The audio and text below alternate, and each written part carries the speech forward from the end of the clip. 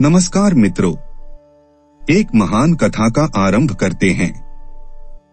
खाटू श्याम जी की कथा। खाटू श्याम को भगवान श्री कृष्ण के कलयुगी अवतार के रूप में जाना जाता है। ऐसा कहे जाने के पीछे एक पौराणिक कथा का हाथ है। राजस्थान के सीकर जिले में इनका भव्य मंदिर स्थित, जहां हर साल बड़ी संख्या में श्रद्धालु आते हैं।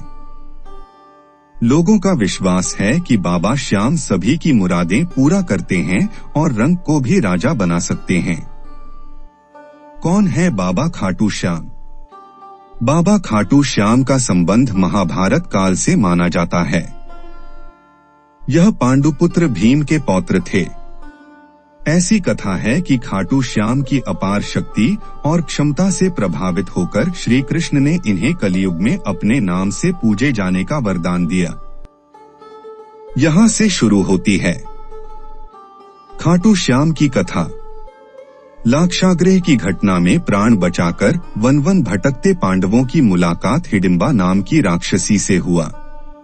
यह भीम को पति रूप में प्राप्त करना चाहती थी। माता कुंती की आज्ञा से भीम और हिडिंबा का विवाह हुआ, जिससे घटोत्कच का जन्म हुआ। घटोत्कच का पुत्र हुआ बर्बरीक, जो अपने पिता से भी शक्तिशाली और मायावी था। बर्बरीक देवी का उपासक था। देवी के वरदान से उसे 3 दिव्य बाण प्राप्त हुए थे, जो अपने लक्ष्य को भेद कर वापस लौट आते थे। इनकी वजह से बर्बरीक अजय हो गया था।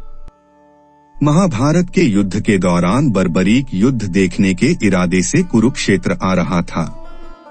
श्री कृष्ण जानते थे कि अगर बर्बरीक युद्ध में शामिल हुआ तो परिणाम पांडवों के विरुद्ध होगा। बर्बरीक को रोकने के लिए श्री कृष्ण गरीब ब्राह्मण बनकर बर्बरीक के सामने आए। अनजान बनते हुए श्री कृष्ण ने बर्बरीक से पूछा कि तुम कौन हो और कुरुक्षेत्र क्यों जा रहे हो? जवाब में बर्बरीक ने बताया कि वह एक दानी योद्धा है, जो अपने एक बाण से ही महाभारत युद्ध का निर्णय कर सकता है। श्री कृष्ण ने उसकी परीक्षा लेनी चाहिए, तो उसने एक बाण चलाया, जिससे पीपल के पेड़ के सारे पत्तों में छेद हो गया। एक पत्ता श्री कृष्ण के पैर के नीचे था, इसलिए बाण पैर के ऊपर ठहर गया। श्री कृष्ण बर्बरीक की क्षमता से हैरान थे और किसी भी तरह से उसे युद्ध में भाग लेने से रोकना चाहते थे। इसके लिए श्री कृष्ण ने बर्बरीक से कहा कि तुम तो बड़े पराक्रमी हो, मुझ गरीब को कुछ दान नहीं दोगे? बर्बरीक ने जब दान मांगने के लिए कहा तो श्री कृष्ण ने बर्बरीक से उसका शीश मांग लिया। बर्बरीक समझ गया कि यह ब्राह्मण नहीं कोई और है, और वास्तविक परिचय देने के लिए कहा। श्री कृष्ण ने अपना वास्तविक परिचय दिया तो बर्बरीक ने खुशी खुशी शीश दान देना स्वीकार कर लिया। रात भर भजन पूजन कर फाल्गुन शुक्ल द्वादशी को स्नान पूजा करके बर्बरीक ने अपने हाथ से अपना शीश श्री कृष्ण को दान कर दिया। शीश दान से पहले बर्बरीक ने श्री कृष्ण से युद्ध देखने की इच्छा जताई थी, इसलिए श्री कृष्ण ने बर्बरीक के कटे शीश को युद्ध अवलोकन के लिए एक ऊंचे स्थान पर स्थापित कर दिया। युद्ध में विजय श्री प्राप्त होने पर पांडव विजय का श्रेय लेने हेतु वाद विवाद कर रहे थे। तब श्री कृष्ण ने कहा कि इसका निर्णय बर्बरीक का शीश कर सकता है। बर्बरीक के शीश ने बताया कि युद्ध में श्री कृष्ण का सुदर्शन चक्र चल रहा था, जिससे कटे हुए वृक्ष की तरह योद्धा रणभूमि में गिर रहे थे। द्रौपदी महाकाली के रूप में रक्तपान कर रही थीं। श्री कृष्ण ने प्रसन्न होकर बर्बरीक के उस कटे सिर को वरदान दिया कि कलयुग में तुम मेरे श्याम नाम से पूजित होगे, तुम्हारे स्मरण मात्र से ही भक्तों का कल्याण होगा और धर्म, अर्थ, काम, मोक्ष की प्राप्ति होगी। स्वप्न दर्शनोपरांत बाबा श्याम खाटू धाम में स्थित श्याम कुंड से प्रकट हुए थे। श्री कृष्ण विराट शालिग्राम रूप में संवत 1777 से खाटू श्याम जी के मंदिर में स्थित होकर भक्तों की मनोकामनाएं पूर्ण कर रहे हैं।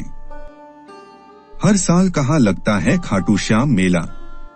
प्रत्येक वर्ष होली के दौरान खाटू श्याम जी का मेला राजस्थान के सीकर जिले में लगता है।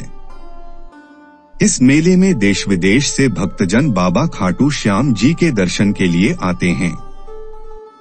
इस मंदिर में भक्तों की गहरी आस्था है। बाबा श्याम हारे का सहारा, लखदातार, खाटू श्याम जी, मोरविनंदन, खाटू का नरेश और शीश का दानी, इन सभी नामों से खाटू श्याम को उनके भक्त पुकारते हैं। खाटू श्याम जी मेले का आकर्षण यहाँ होने वाली मानव सेवा भी है। बड़े से बड़े घराने के लोग आम आदमी की तरह यहाँ आकर श्रद्धालुओं की सेवा करते हैं।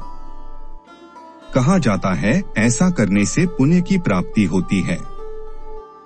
जय बाबा खाटू श्याम। ऐसी ही आध्यात्मिक कहानियाँ और कथा सुनने के लिए चैनल को लाइक और सब्सक्राइब करें। धन्यवाद।